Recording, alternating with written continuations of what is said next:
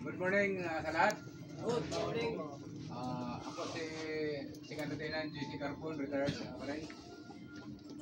Ang akin lang may papayo sa inyo.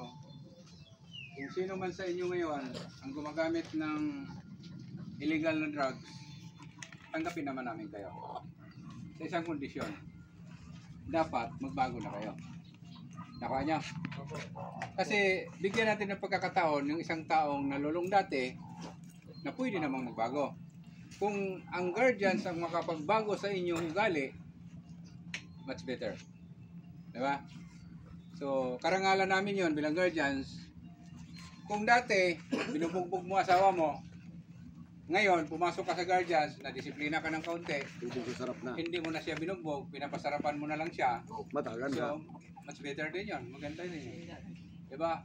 Mga magandang halimbawa, kung ikaw ay mauwi noon, pumasok ka sa guardians, pilitin mong ituwid ang iyong landas, kapatid, kahihiyaan mo, kahihiyaan ko rin.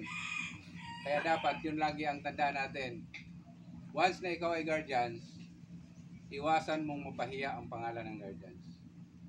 Kasi ako as a Marines, once a Marines is always a Marines.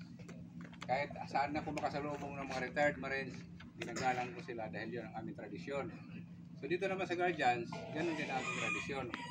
Igalang natin ang kapwa guardians, hindi man natin kilala, dito lang, okay na yun.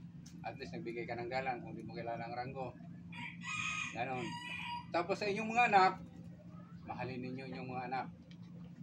Dahil pagtanda natin, huwag niyong bubugin ha. Kung ikaw man ay namumugbog ng anak, bato-bato sa langit ha, kung tamaan, huwag na magagalit. Kung namumugbog kayo ng anak, huwag nyo nang gawin ngayon.